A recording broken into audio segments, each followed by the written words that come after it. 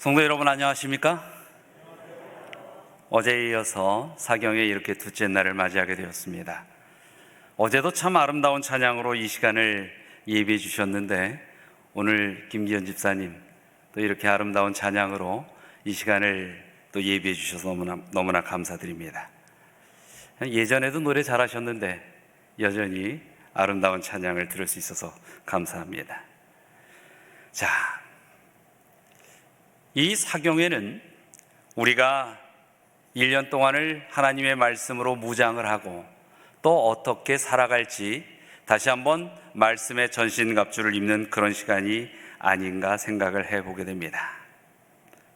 여러분들 올겨울에 보면 참 눈이 많이 내렸죠. 눈이 막 내리는 날 아무도 밟지 않은 그 땅을 이렇게 발자국을 내면서 한번 걸어가 봅니다. 잠시 후에 내가 걸어온 발자국은 또 내려진 눈으로 인해서 어떻게 되죠? 소복히 쌓여서 나의 걸어온 흔적들이 다 없어지고 맙니다.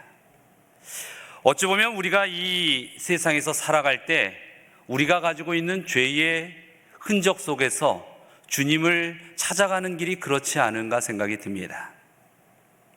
끊임없이 밀려오는 어떠한 죄의 요소들, 또 나를 시험하는 이러한 고통의 무게들이 어느덧 하나님에게서 잠시만 떠나 있어도 다시 돌아갈 내 발자국을 지워버리고 마는 것입니다. 그래서 우리는 어떻게 하죠? 수시로 주님 앞에 기도하고 또 일주일에 한 번씩 하나님 앞에 아름다운 안식일의 제단을 쌓음으로 말미암아 돌아갈 길을 찾는 것입니다. 여러분, 하나님 앞에 제단을 쌓고 경배를 드리는 것이 그저 단순한 우리에게 익숙한 행위의 습관이 되어서는 안 되는 것입니다. 그 하나님께서 일주일 7일이라는 주기를 주셔서 하나님과 우리를 만나게 하시는 그 이유는 뭐예요? 다시 하나님께로 돌아갈 은혜의 흔적이 지워지기 전에 하나님께로 우리가 돌아갈 수 있도록 더 큰 은혜의 기회를 허락하시는 것입니다. 이 사경의 때에도 우리가 하나님의 말씀을 배울 때에 이 하나님의 말씀이 우리 마음의 결심이 돼야 하는 이유도 그런 것입니다. 그래서 여러분이 연초에 하나님 앞에 꼭 그렇게 좀 기도하시기 바랍니다. 하나님, 제가 주님에게서 멀리 결코 떠나지 않겠습니다. 제가 죄를 짓지 않겠다는 자신은 솔직히 있어요, 없어요? 솔직히 없어요. 그러나 그럴지라도 내 죄가 너무나 처절해서 보고 싶지 않아도 있는 그대로 피 흘리는 그 몸 그대로 주님 앞에 나아가 보혈의 씻김을 얻게 하여 주시옵소서. 여러분, 2023년도가 시작됐습니다. 이 한 해 동안에 여러분에게 매주 돌아오는 안식일이 그런 씻김의 의미로 좀 맞이하고 싶지 않으십니까? 그렇다면 여러분은 신앙생활하는 게 살만 날 겁니다. 10년, 20년, 30년, 50년 꽤 오랜 시간 신앙하신 분들이 여기 계실 거예요. 저하고 한참 방문도 다니시던 집사님께서 이제 어느덧 정말 호호 할머니들이 되셨어요. 그러나 신앙은 인생의 연한으로 깊어지는 것이 아닙니다. 하나님께서 보시는 우리의 신앙은 오늘 이 시간 하나님과 내가 얼마나 함께 마음을 같이 하여 동행하고 있느냐인 것입니다. 그래서 그렇게 기도하세요. 과거에 내가 왕년에 이랬는데가 아니라 오늘 이 순간이 내 생애에서 가장 행복하고 기쁘고 주님과 함께하는 시간입니다. 이 번데기 앞에서 주름 잡으면 안 되는데 이게 어르신들도 많은데 제가 나이 얘기하면 안 돼요. 그런데 저도 조금씩 나이가 먹어가나 봐요. 벌써 제 이 동료 목회자들이 손자를 본 친구들도 있더라고요. 제 후배들조차도 아주 이 괘씸한 후배예요. 저보다 후배인데 딸이 둘 있는데 둘째 딸까지 보냈어요. 두 번째는 제가 안 가려다가 갔습니다.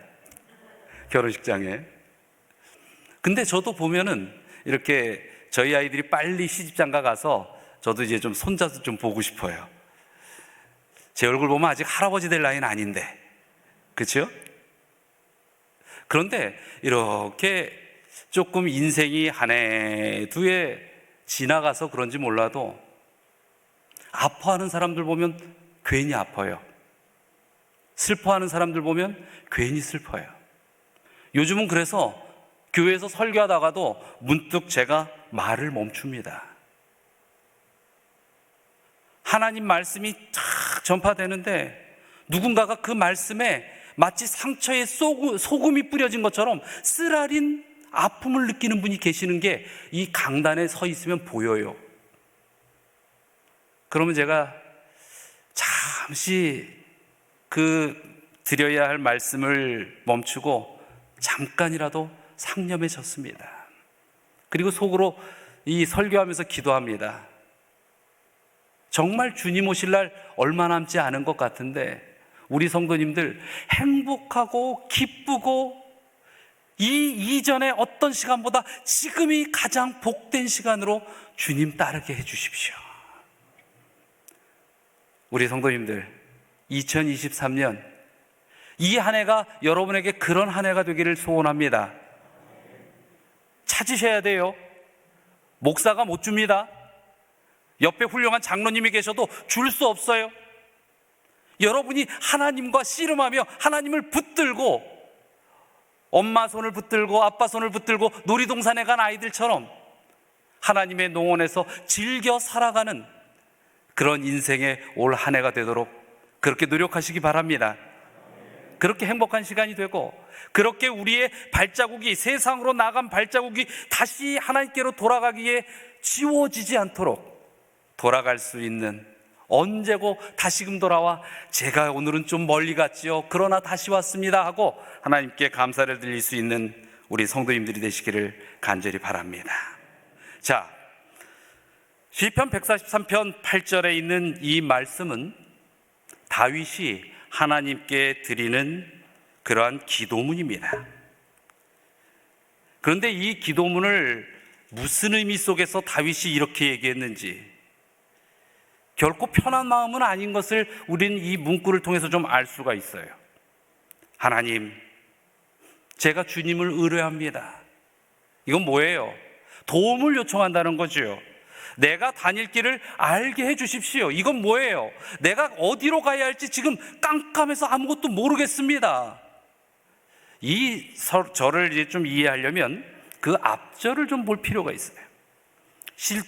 143편 7절에 보면 여호와여 속히 내게 응답하소서 내 영이 피곤하나이다.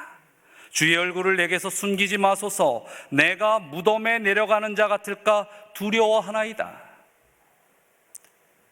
다윗이 지금 꽤 큰 절망 속에 있나 봅니다. 영이 피곤하다고 그래요. 여러분, 이 영이 피곤한 것은 영적으로 매우 지친 거예요. 마음이 심란하고 지쳐서 아무 생각이 없고 슬픔과 고통만 느끼는 지경에 혼란스러운 상태에 빠져 있다는 것입니다. 내가 무덤에 내려가는 자 같습니다. 이건 뭐예요? 죽음의 그림자가 드리운 인생의 절망 속에서 한치 앞을 알지 못하는 그러한 고통의 신음이 지금 이 다윗의 마음입니다. 그러면서 뭐라고 하는 거예요? 주님, 길을 보여주십시오. 이 시편 143편을 한마디로 정리하면 하나님, 제발 제가 기도하는데 속히 응답하시고 제 가야 할 길을 알려주십시오 라고 부탁하는 간절한 이 다윗의 외침인 것입니다. 여러분, 그는 자신이 어디로 가야 할지 길을 보고 싶었던 것입니다. 그래서 하나님에게로 알려주십시오라고 요청을 하지요. 이 다윗이 지금 절망 가운데 있지만 그래도 다윗은 어때요? 희망이 있는 사람입니다. 여러분, 이 다윗의 성격이 좀 어떤 것 같습니까? 혹시 우리 여기 계신 성도님들 가운데 나는 참 다윗과 같은 성격이다 라고 하시는 분 계십니까? 제가 보면 이 다윗은요 상당히 감성이 풍부한 사람이었어요. 감정에 충실한 사람이었어요. 조금만 기쁘면 막 하하호호 하고 조금만 슬프면 울며 불며 베개가 둥둥 떠다닙니다 하면서 하나님 바지끄레기 붙잡고 울부짖는 게 이 다윗이에요. 여러분, 어찌 보면 이 신앙은요, 다윗과 같은 성격의 사람이 신앙을 하는데 참 편할 수 있습니다. 왜냐면요, 뻔뻔하게 죄 짓고도 그 다음날 확 돌아서서 하나님 앞에 울고불고 난리치면서 용서를 구하는 게 다윗이거든요. 이런 사람은요, 그래도 귀여운 데가 있는 거예요. 하나님께서 그 울고불고 난리치는 모습 속에 용서를 안 하실 수 없는 것입니다. 그런데 이 다윗과 좀 반대되는 성격의 인물이 있어요. 성경에 보면 누구 같아요? 저는 다니엘이라고 생각을 했어요. 다니엘은요, 도저히 자신의 감정을 쉽게 표출하는 사람이 아닙니다. 그는 마음의 결심도 어떻게 해요? 이왕 결심이면 제가 오랫동안 고민해 봤는데요, 제가 당신을 무시하는 건 아닌데요, 이렇게 딱 얘기하면 좋은데, 다니엘은 어떻게 해요? 나는 마음 정했습니다. 하나님 뜻대로 안 먹습니다. 다니엘은 딱 마음 정하면 그대로 해요. 상대방이 그걸 어떻게 해석하든지.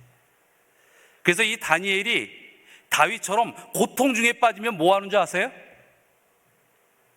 다윗은 울고불고 난리치면서 계속 붙들고 늘어지죠.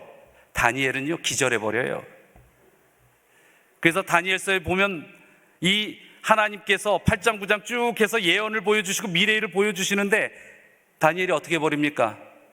감당기 어려워서 혼절해버립니다.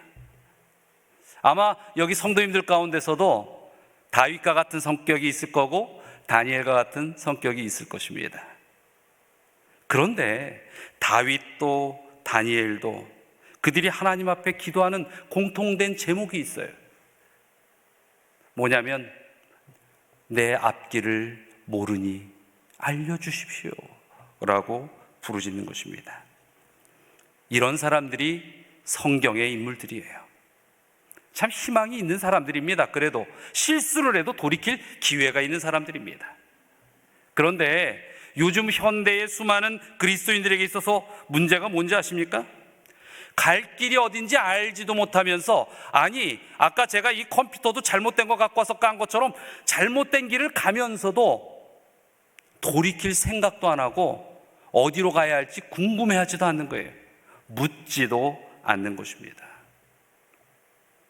이것이 바로 마음을 속이는 자들의 정말 하나님 보시기에 가장 힘겨운 영혼들의 모습인 것입니다. 이 여호수아 24장이 여호수아의 가장 마지막 장입니다. 여호수아가 그의 지도자로서 그의 백성들에게 이제 마지막 당부를 하고 설교를 하는 그러한 장면이 24장에 나와요. 그런데 여호수아 24장 15절에 보면 여호수아가 세겜에서 백성들의 하는 이야기 가운데 이 구절이 있습니다.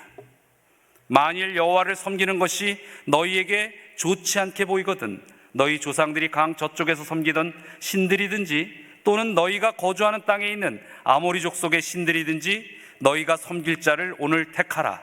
오직 나와 내 집은 여호와를 섬기겠노라. 아주 유명한 말씀이죠. 그런데 지금 이 여호수아가 백성들에게 뭘 묻는 거예요? 나와 우리 집은 하나님 여호와를 섬길 텐데 너희는 누구를 섬길 건지 선택해라.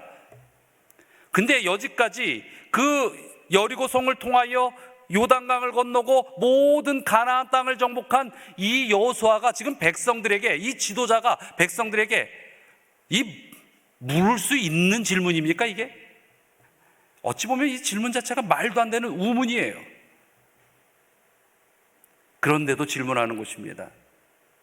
왜 그랬을까요? 이 여호수아의 마음에 걸리는 게 있었기 때문입니다. 특별히 여호수아가 이 마지막 백성들에게 당부하는 말을 세겜이라는 지역에서, 여기 지도에 보면 보이죠? 이 세겜이라는 지역에서 하는데, 이 세겜은 성서적으로 꽤 중요성이 포함되어 있는 지역이에요. 이 세겜은 아브라함에게 처음 언약의 기별이 주어진 곳이 이 세겜입니다. 또 이 세겜 근처에서 야곱이 언약을 갱신하는 사건이 벌어졌습니다. 또 세겜 상수리나무 아래에서 야곱은 자기 가족 중에 있는 우상의 이방 신상을 버리는 사건이 이 근처에서도 일어납니다. 또 이 가나안 정복 가운데에 아이성 함락 후에 다시 언약이 갱신된 곳도 세겜이에요. 그리고 여호수아의 고별 설교로서 이제 여호수아가 자신의 모든 지도자로서의 여정을 마치고 새로이 백성들에게 언약을 갱신하는 그 장면으로 세겜을 선택한 것은 아주 당연한 것입니다. 세겜은 언약의 장소였어요. 그런데 지금 이들에게 새로운 언약, 지속될 하나님의 백성으로서의 언약이 만들어져야 되는 그 장소에서 그 시간인데, 여호수아가 백성에게 묻는 게 뭐예요? 나와 내 가족은 여호와를 섬기겠다. 너희들은 무엇을 할래?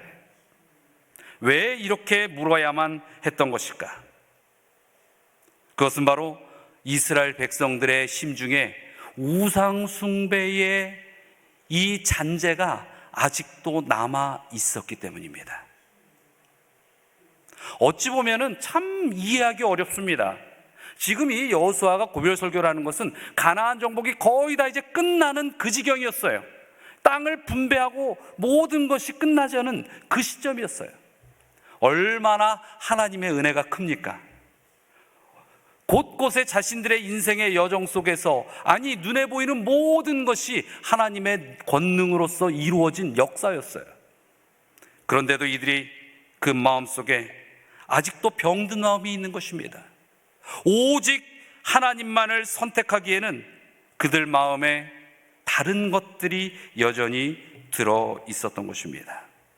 여러분, 이 우상 숭배를 하는 경향은 그들이 애굽에서부터 떨치지 못하고 가지고 있었던 그러한 모습이었어요. 하나님께서 그들에게 그걸 떨구기 위하여 광야 생활을 이끕니다. 그런데 광야에서도 끊임없이 그들이 어떻게 해요? 우상을 선택합니다.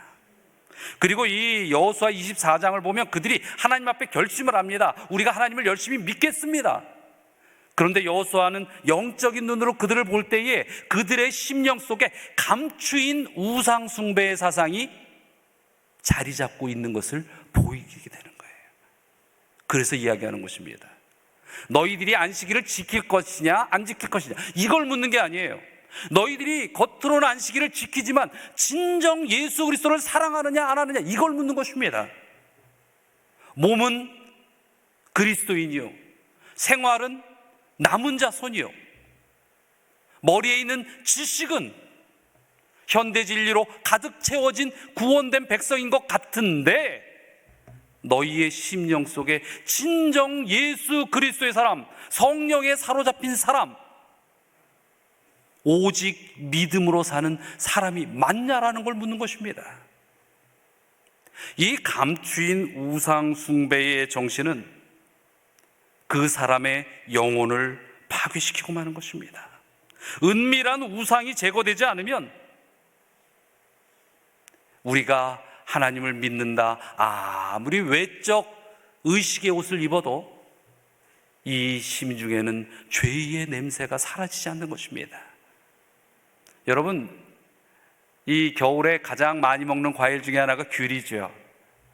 근데 이 귤이 참 잘 상합니다. 그렇죠? 그래서 이 상자에 딱 귤이 있을 때 보면은 잘 봐야 돼요. 그 귤 중에 하나가 딱 상해가지고 하얗게 곰팡이가 쓸게 되면은 하루 이틀 사이에 어떻게 합니까? 그 곰팡이가 싹 퍼집니다. 그 곰팡이난 귤은 어떻게 해야 돼요? 얼른 끄집어내야 하는 것입니다. 마찬가지로 우리에게 겉으로 보기에는, 위에서 보기에는 죄가 없어 보일지라도 우리에게 이 우상 숭배에 감추인 그 은밀한 우상 숭배의 정신이 있다면, 그걸 빼내지 않으면 우리의 모든 영혼을 잠식시키고 말 것이라는 것입니다. 여호수아가 파악하는 이런 백성들의 모습, 은밀한 우상 숭배의 정신의 모습, 이 모습은 출애굽 당시에 그 이스라엘 백성들이 이끌고자 하시는 하나님의 시각에도 보였던 부분이에요. 그래서 하나님께서는 애굽에서 백성들을 이끌어낼 때에도 이 문제에 대하여 매우 중요하게 다루셨어요. 그리고 그것이 애굽에 있는 그 이방 백성에게도, 이스라엘 백성에게도 온전히 이것이 해결되기를 바랬던 것입니다. 하나님께서 그 백성을 존재치 말아야 할 곳에서 강력한 의지로 이끌어내시는 극단적인 사건, 그것이 바로 출애굽입니다. 출애굽은요, 강권하시는 하나님의 힘이 있었어요. 거기에는 하나님의 뜻이 있었고 하나님의 방법이 있었습니다. 그래서 이 살아남은 이들 115페이지에 보면 그 출애굽에 대하여 우리에게 이렇게 들려주고 있습니다. 하나님께서는 이스라엘 백성을 애굽에서 구원해 내실 때 모든 애굽인 앞에서 당신의 백성들에게 특별한 자비를 베푸시는 것을 분명히 보여주셨다. 하나님의 이름을 온 땅에 선포하기 위하여 하나님께서는 당신의 거룩한 능력과 공의를 모본과 실증으로 보여주셨다.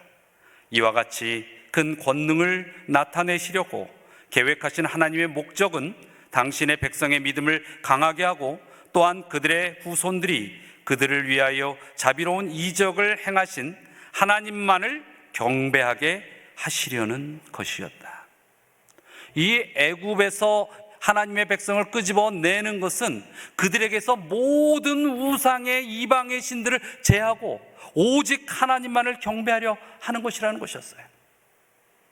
이것이 하나님께서 이방 백성들과 하나님의 백성을 분리시키는 목적입니다. 또 이 교회 증언에 보면 우리가 더 유의해서 기억해야 할 말씀이 있습니다. 우리의 역사와 이스라엘 백성들의 역사는 크게 유사하다. 우리의 역사와 이 이스라엘 백성들이 하나님과 관계하면서 만들어냈던 모습들은 우리와 매우 유사하다는 것입니다. 하나님께서는 당신의 백성을 애굽에서 광야로 인도하여 내셨는데 거기서 그들은 그분의 계명을 지키고 그분의 음성을 순종할 수 있게 되었다. 다시 말씀드려서 우리에게도 여전히 애굽에서 나오는 영적 출애굽의 경험이 있어야 한다는 것을 분명히 말씀하고 있는 것입니다. 자, 그러면은 출애굽을 이끄시는 하나님께서 이 백성들에게 선제하시며 선포하시는 그 장면을 한번 좀 살펴보도록 하지요. 출애굽기 7장 1절부터 6절의 말씀입니다. 여호와께서 모세에게 이르시되 볼지어다 내가 너로 바로에게 신이 되게 하셨은즉 내 형 아론은 내 대언자가 되리니 내가 내게 명한 바를 너는 내 형 아론에게 말하고 그는 바로에게 말하여 그로 이스라엘 자손을 그 땅에서 보내게 할지니라. 내가 바로의 마음을 강팍하게 하고 나의 표징과 나의 이적을 애굽 땅에 많이 행하리라마는 바로가 너희를 듣지 아니할 터인즉 내가 내 손을 애굽에 더하여 여러 큰 재앙을 내리고 내 군대 내 백성 이스라엘 자손을 그 땅에서 인도하여 낼지라. 내가 내 손을 애굽 위에 펴서 이스라엘 자손을 그 땅에서 인도하여 낼 때에야 애굽 사람이 나를 여호와인 줄 알리라 하시매 모세와 아론이 여호와께서 자기들에게 명하신 대로 곧 그대로 행하였더라.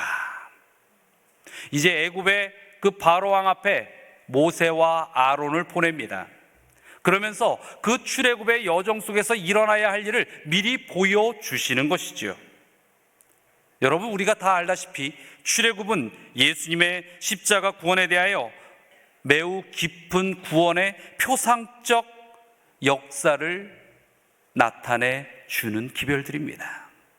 그래서 여기에는 구원의 방법뿐 아니라 하나님 백성과 사단 백성의 명확한 구분이 어떻게 이루어지는지 또한 보여주는 것이 이 출애굽의 사건입니다.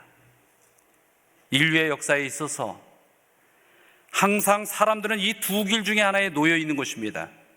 너희가 애굽에 남아 있을 것이냐, 애굽에서 나올 것이냐, 너희가 바로의 백성이 될 것이냐, 아니면 하나님의 백성이 될 것이냐. 여러분, 이것은요, 내가 입으로 어느 것을 선택하였다라고 증거한다고 이루어지는 것이 아닙니다. 이스라엘 백성들이 애굽에 있으면서도 나는 하나님의 백성입니다라고 외쳐본들 그렇게 이루어지는 것이 아니에요. 그들이 하나님의 백성이라면 어떻게 했어야 하는 거예요? 홍해를 건너야 하고 가나안을 향하여 애굽에서 나와야 하는 것입니다. 그래서 어제도 좀 그런 말씀을 드렸습니다만, 우리가 하나님의 백성으로, 애굽의 백성이 아닌 하나님의 백성으로 남기 위해서는 어떻게 하는 것입니까? 내 믿음의 발걸음이 오늘 어디론가 한 걸음 하나님의 뜻에 의하여 내디뎌져야 한다는 것입니다. 그래서 어제 기도했다고 오늘 기도 안 하는 거 아닙니다. 어제 하나님의 말씀을 따따블로 은혜 받았다고 해서 오늘 하나도 은혜 안 받아도 되는 게 아니에요. 매일 매순간 하나님의 은혜가 내 안에 있어야 하는 것입니다. 그래서 교회에서 목사님들이 새벽 기도회를 하고 중보 기도를 하고 또 함께 나누어 기도할 요청을 하고 하는 이러한 모든 일들이요, 여러분 괴롭히려고 하는 겁니까? 아니에요. 도와드리려고 하는 겁니다. 어떻게든 오늘 받을 은혜가 오늘 여러분에게 충족하게 되기 위하여 그렇게 의뢰하고 또 그렇게 이끄는 것입니다. 오늘 하나님의 은혜가 있는 것이 얼마나 중요한지 몰라요. 하나님께서는 항상 인류와 함께 하기를 원하셨습니다. 그래서 애굽의 역사에서 보여주셨듯이 이 세상의 길에서 하나님의 길로 이끄는 손길을 단 한순간도 멈추지 않고 있는 것입니다. 우리는 매 순간 선택의 기로에 서 있습니다. 아침에 눈을 뜹니다. 씻습니다. 아침밥을 먹습니다. 집을 나섭니다. 사람을 만납니다.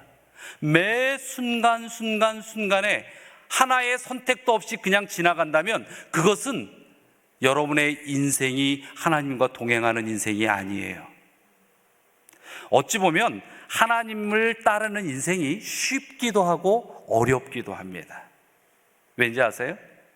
하나님을 따르는 인생은 매 순간 하나님과 동행하는 인생이 하나님을 따르는 인생이에요. 그러니까 하나님만 선택하면 끝나요. 그런데 하나님 외에 수많은 다른 선택은 나로 하여금 하나님을 선택하지 못하게 합니다. 어떤 분은 이런 질문 속에 이렇게 대답하죠. 아유, 세상에 얼마나 선택하고 갖고 싶은 게 많은데요, 내가 행하고 싶은, 생각하고 싶은 목적들이 얼마나 많은데요. 여러분, 그 앞에 하나님을 놓으시기 바랍니다.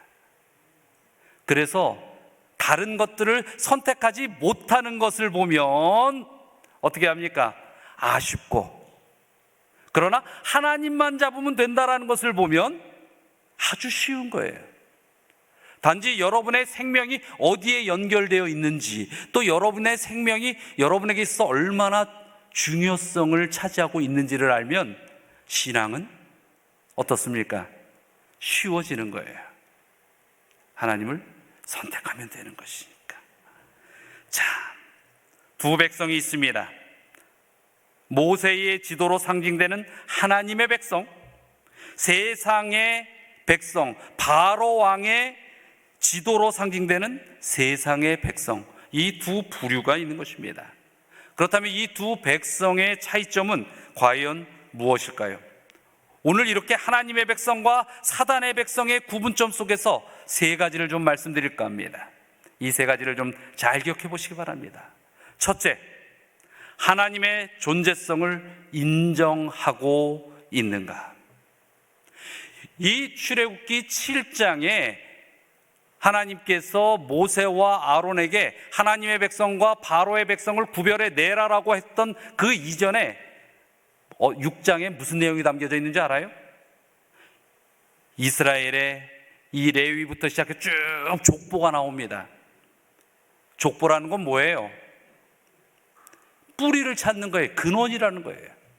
즉 이스라엘 백성, 너희들은 나의 백성이라는 것을 하나님께서 먼저 소유권을 주장하셨어요. 이것은 선언입니다. 어찌 보면 하나님께서요, 참 사단하고 자존심 상하는 싸움을 하고 계십니다. 원래 우리는 다 하나님의 것이었는데 마치 사단의 것을 사정사정해서 하나님께서 다시 취하셔야 되는 것처럼 그렇게 여겨지는 모습이 이 땅에 있는 죄인들이 그렇게 여기기 때문에 보여지는 것입니다. 그러나 하나님께서는요, 하나님의 백성을 구별하실 때에 그렇게 비굴한 방법 쓰시지 않습니다. 먼저 선언하십니다. 뭐라고요? 너는 지명하여 불렀나니 내 것이라.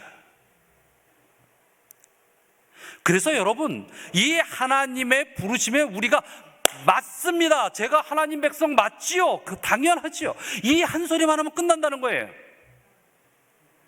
그래서 어떤 분은 어떻게 합니까? 하나님, 제가 어떻게 하나님 백성이 됩니까? 하나님, 어떻게 한번 저를 좀 더 불러주시지 않겠습니까? 하나님, 저에게 좀 이 교회 안에서 한 자리 좀 주시고 하나님 귀 좀 써주시지 않겠습니까? 아니요. 하나님은 이미 모든 것을 다 그렇게 만들어 놓으셨어요. 이미 부르셨고 우리가 예라고만 하면 무슨 일이든지 할 수 있도록 다 앞길을 마련해 놓으시고 하나님의 백성을 모아 이 교회를 세워놓으신 것입니다. 여러분, 여러분의 존재를 지금 어떤 것인지 찾으려고 하나님을 찾지 마시고요, 하나님께서 이미 만들어 놓으신 그 모든 섭리를 발견하는데 여러분의 마음을 쓰시기 바랍니다. 그래서요, 축복은요 어떻게 되는 거예요? 얻어내는 겁니까? 찾아내는 겁니까? 아니요. 축복은요 감사하는 거예요. 왜? 하나님께서 이미 축복은 주신 것이기 때문에, 여러분에게 넘치도록 축복은 이미 주셨기 때문에 받은 것을 감사하는 거예요. 발견하는 거예요. 그래서 오늘 하나님 이런 복 주세요, 저런 복 주세요, 새로운 복 주세요 하지 마시고 하나님께서 주신 복을 제가 오늘 이렇게 깨달았습니다, 발견했습니다, 느꼈습니다, 감사합니다. 그래서 신앙은 뭐가 있어야 합니까? 감사가 있어야 하는 거예요. 여러분, 신앙이 감사합니까? 하나님 믿는 게 감사해요? 오늘 하루 살면서 정말 감사의 제목이 있었어요? 그러면 여러분은 하나님의 길을 가는 사람들이 맞아요. 그러나 마음은 원이로되 감사함이 없어요. 죄송합니다만 감사가 없으면 여러분은 하나님의 음성을 들은 게 아니에요.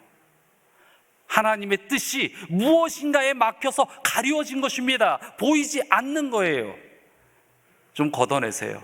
근데 여러분, 하나님의 은혜를 느끼지 못하도록 막는 가장 큰 게 뭔지 아세요? 나예요. 나의 바람, 나의 욕심, 때로는 나의 절망, 내가 정말 다 내려놓지 못하고 해결하지 않는 많은 모습들. 참 이런 말씀 드리기가 조심스러운데 우리 믿음의 백성들 가운데서도 우울증에 고뇌하고 고통해하고 힘들어하는 많은 분들이 있습니다. 그거 잘못됐습니다, 그러면 안 됩니다, 이렇게 차마 얘기할 수도 없을 정도로 많은 분들이 시달리고 있습니다. 치료제가 뭘까요? 죄송합니다만 답이 없어요. 하나님밖에는. 매 순간 하나님의 은혜가 나에게 어떻게 역사하는지를 발견해내지 않으면, 깨달아내지 아니하면 이 문제는 해결될 수 없는 것입니다. 여러분, 정말로 하나님 안에서 기쁘게 사십시오. 하나님 안에 감사하며 사십시오. 자, 하나님의 존재성을 인정하는가? 출애굽기 7장 5절에 다시 한번 그 본문을 보면 이렇게 되어 있지요. 내가 내 손을 애굽 위에 펴서 이스라엘 자손을 그 땅에서 인도하여 낼 때에야 애굽 사람이 나를 여호와인 줄 알리라. 내 손이 그들을 붙드는 것을 볼 때야 그들이 내가 여호와 하나님인 줄을 그들이 알 것이라. 애굽의 백성들은 하나님을 인정하지 않습니다. 온갖 재앙의 놀라운 감당치 못할 일이 일어나는데도 하나님을 인정하지 않아요. 장자가 죽을 때까지 말이지요. 느부갓네살도 그랬어요. 예수님께 십자가형을 선언한 빌라도도 수많은 이적을, 예수 그리스도의 이적의 소문을 듣고 직접 보기도 했지만 그 마음에 하나님을 인정하지 않습니다. 여러분, 이 하나님에 대한 경험이 확신이 되지 않는 것처럼 불행한 게 없어요. 내 옆에 사람이 기도의 응답을 받았는데 그 응답을 인하여 내 마음에 감동함이 없어요. 내가 정말 큰일 날 뻔했는데 내 생명이 보존되고 나에게 놀라운 축복이 주어진 것에 대하여 하나님께 받은 은혜라는 감흥이 없어요. 이런 사람이 돼서는 안 됩니다. 여러분, 지금 이 현대의 교회들 가운데 어떤 일들이 벌어지고 있는 줄 아십니까? 이게 2018년도에 있었던 일입니다. 캐나다의 웨스트힐 연합교회라는 교회가 있는데 그 교회의 담임 목사님이 여목사님이에요. 그레타 보스퍼라는 목사님입니다. 그는 이렇게 언론에서 이야기를 합니다. 나는 신을 개념으로는 믿지만 인간 사이에 개입하는 초월적인 존재로서의 하나님을 믿지는 않는다. 그녀는 캐나다 연합교회 목사의 50% 이상이 초월적 신을 믿지 않는다고 주장했으나 교단 측은 교단 소속 1353명의 목회자 여론조사 결과 80% 가까이 초월적인 신에 대한 믿음이 있다는 결과를 발표하며 보스포 목사의 주장을 반박하기도 했다. 이게 신문에 실린 내용이에요. 다행이죠. 이 보스포 목사는 50%의 목사들이 무신론자다라고 외친 거예요. 그래서 교산이 조사해 봤더니 50% 아니야, 큰일 나게. 몇 프로야? 20%야. 여러분, 오늘 이 자리에 우리 아주 존경하는 은퇴 목사님들도 많이 와 계시는데 이 자리에 보니까 목회자들이 한 거의 10명 가까이 되는 것 같아요. 이 중에 몇 명? 이 중에 2명은 무신론자란 말입니다. 이 캐나다의 연합교회는요, 우리나라의 장로교회처럼 캐나다에서 제일 큰 교단이에요. 근데 뻐젓이 떳떳하게 이렇게 주장을 합니다. 우린 무신론자다. 그러면서 앞에 나와서 도덕적 신앙을 설교합니다. 여러분, 여기에 논어나 맹자나 명심보감 같은 좋은 말 듣기 위하여 이 자리에 앉아 계십니까? 그저 내 귀에 달달해서 사는데 아이고 오늘 목사님 좋은 얘기 해줘서 내가 용기가 납니다, 이러려고 여기 앉아 있습니까? 때로는 이 하나님의 단상에서는 쓰라린 얘기도 올 수밖에 없어요. 그러나 그 쓰라린 그 말씀들이 나의 흉터를 쌓아매고 고른 것을 빼내고 그것을 다 소독해내서 새살이 돋게 한다면 그 아픔은 우리의 생명을 주는 아픔입니다. 여러분, 이곳에서는요, 인간의 귀에 달게 들리는 이야기를 주려고 이 자리에 온 것이 아닙니다.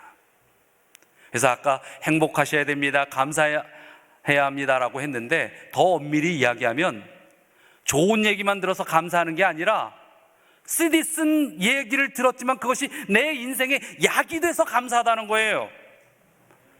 나를 살게 하니까. 하나님의 목적은요, 우리를 야단을 치든지 때로는 아픔이 있든지 죽지 않고 살게 하기 위한 것이 하나님의 가장 간절한 뜻이라는 것입니다. 우리가 그 길을 가야 하는데 이 하나님의 백성 가운데서도 하나님의 존재성을 부인하는 사람들이 있어요. 우리 교회는 그런 분 없겠지요? 여러분, 자신의 마음속에 자신의 우상을 만들고 숨기고 있는 자들 또한 무신론자와 무엇이 다를 바 있습니까? 저희 아버님께서는 여러 해 전에 돌아가셨지만 참 힘겨운 인생을 살아오셨습니다. 일제 시대 때부터 저희 아버님이 워낙 연세가 좀 높으셨거든요. 제 나이를 이 추념하면은 잘 계산이 안 됩니다. 근데 저희 아버님께서 이 1915년생이셔요. 뭐 지금 이제 자꾸 하셨지만은 그 전쟁터 속에서 젊은 시절을 다 보내다 보니까 딱 이 세상 살아가는데 믿을 게 하나밖에 없어요. 그래서 저희 아버님의말로 저희 앞에서 항상 그랬어요. 내 주먹을 믿고 살아. 저희 아버님이 정말 젊었을 때 한방 하셨어요. 보니까.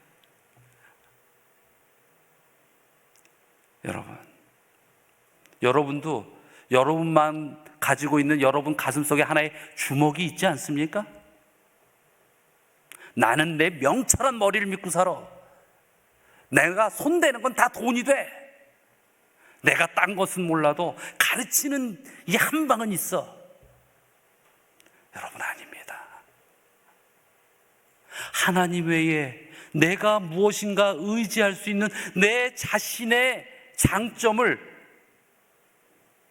우리가 의지하고 살 때 그것이 신이 되고 그것이 우리를 무신론자로 만들어버리는 것입니다. 하나님 외에 우상을 섬기는 자들, 이것이 바로 무신론자의 모습이 되는 것입니다. 두 번째, 우리가 하나님의 백성과 세상의 백성, 하나님의 길을 가는 사람과 이 바로왕의 길을 가는 사람의 구분점을 알기 위해선 우리가 하나님의 백성에 속하는가에 대한 질문에 답을 해야 합니다. 이사야 55장 7절에는 이렇게 이야기하고 있죠. 악인은 그 길을, 불의한 자는 그 생각을 버리고 여호와께로 돌아오라. 그리하면 그가 긍휼히 여기시리라. 우리 하나님께로 나오라. 그가 널리 용서하시리라.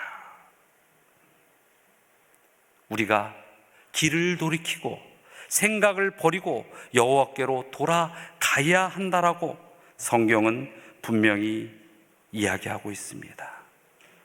세상 속에서 나오는 용기가 있어야 한다라고 하는 것입니다.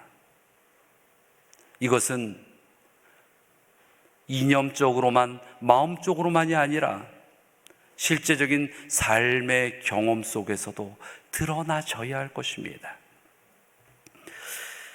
제가 한 달 반 전인가요? 한 사진을 보았습니다. 엄청난 사람들이 모여 있죠.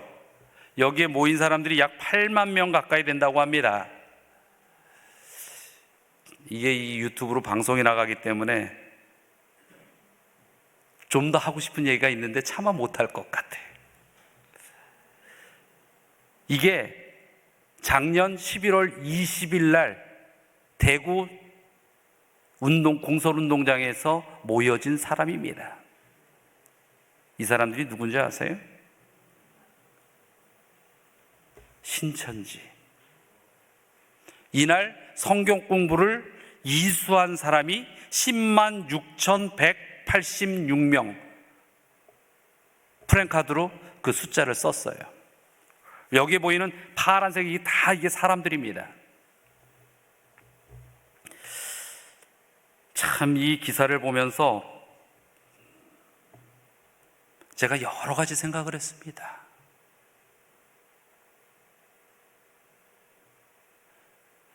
그 지역 신문에서도 코로나의 위협 속에서 이러한 집회가 가능한가?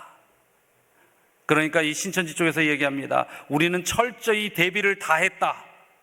그리고 어떤 상황에서라도 우리의 믿음의 집회를 결코 철회할 수 없다. 여러분, 이 세상에서 우리처럼 말씀으로 무장된 백성이 어디 있냐라고 우린 자신 있게 이야기하는 사람들입니다. 정말 그렇게 자신 있게 이야기할 수 있을까요?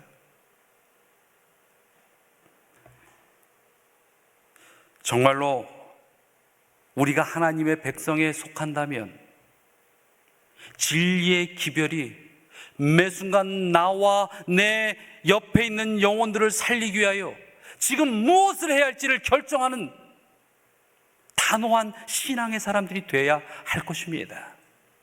그래서 세 번째 증거가 이렇게 나오는 것입니다. 과연 나는 세상에서 나아오고 있는가? 과연 나는 하나님의 뜻에 의하여 나아오고 있는가? 출애굽기 7장 3절의 말씀입니다. 내가 바로의 마음을 강팍하게 하고 나의 표징과 나의 이적을 애굽 땅에서 많이 행하리라마는, 하나님의 복음을 듣는 자들은, 하나님을 받아들인 자들은 은혜요 감사가 흘러날 것이고, 그러나 하나님의 음성을 듣지 아니하는 자들은 마음이 어떻게 해요? 더 메마르고 견고해지고 거북이 등짝처럼 쫙쫙 갈라져서 그 어떤 은혜의 싹도 낼 수 없을 것 같은 황량한 땅이 되어버리고 맙니다. 요한복음 12장 39절로부터 41절은 이렇게 이야기하지요. 저희가 능히 믿지 못한 것은 이 까닭이니 곧 이사야가 다시 일렀을 때 저희 눈을 멀게 하시고 저희 마음을 완고하게 하셨으니 이는 저희로 하여금 눈으로 보고 마음으로 깨닫고 돌이켜 내게 고침을 받지 못하게 하려 함이니라 하였습니다라. 이사야가 이렇게 말한 것은 주의 영광을 보고 주를 가리켜 말한 것이라. 우리는 하나님을 바라보며 살아가야 하는 백성들입니다. 그리고 하나님의 이 은혜를 바라보고 십자가를 바라보고 사는 사람들은 그 눈으로 마음으로 깨닫고 그 마음에 생명의 샘물이 흘러나오는 온화한 땅을 가진 자들이 되는 것입니다. 그러나 때로는 우리가 하나님을 믿음에도 불구하고 완고한 마음이 있다면 이것은 하나님을 바라보지 못하며 하나님의 은혜가 나를 촉촉히 죽이지 못하기 때문인 것입니다. 이 요한복음 12장에 대해서 성경 주석에 보면 이렇게 나와 있습니다. 이스라엘은 그 영적 지각력이 너무나도 둔해져서 하늘에서부터 오는 가장 감동적인 기별까지도 듣지 않게 될 것이었다. 마음이 강팍해져서 여호와께서 모세를 통해서 보내신 기별에 따르기를 거절한 바로의 경우도 이와 유사하였다. 이사야의 시대에 사람들의 눈을 멀게 하거나 혹은 그들의 마음을 둔하게 한 것은 여호와께서 하신 일이 아니었다. 이 같은 상황은 하나님이 그들에게 보내신 경고들을 거절함으로 그들 자신이 자초한 것이었다. 진리를 거절할 때마다 마음은 점점 더 굳어지고 영적 지각력은 점점 더 둔해지다가 결국에는 영적인 것들을 전혀 지각하지 못하는 지경에까지 이르게 된다. 하나님은 악인들의 죽는 것을 전혀 기뻐하지 아니하시기 때문이네. 그들을 악의 길로부터 돌이키시기 위하여 그가 할 수 있는 모든 일을 행하신다. 이는 그들로 죽지 않고 살게 하시기 위함이다. 사랑하는 우리 별내 성도 여러분, 오늘도 하나님의 은혜가 여러분에게 차고 넘치십니까? 하나님께서 세상의 길에서 돌이켜 생명의 길을 가라고 분명히 부르짖고 계십니까? 그렇다면 여러분 마음이 메마르지 않길 바랍니다. 정말로 항상 사랑을 느끼고 하나님 안에서 오늘 새로이 감사함의 제목을 찾고 내가 무엇을 해야 할지를 결심할 수 있는 성도님들이 되시기를 바랍니다. 우리가 살아온 인생의 시간들이 이제는 우리가 부인할 수 없을 만큼 예수님 오실 때가 멀지 않았음을 가리키고 있습니다. 그래서 이전보다 더욱더 열심히 오직 하나님만을 바라보고 사셔야 한다면 그때가 지금입니다. 하나님의 은혜 안에서 우리가 두 갈래 길이 있어요. 세상의 길과 하나님의 백성의 길, 은혜의 길을 승리함으로 걸어가시는 모든 성도님 되시기를 간절히 바라며 오늘 말씀을 마치도록 하겠습니다.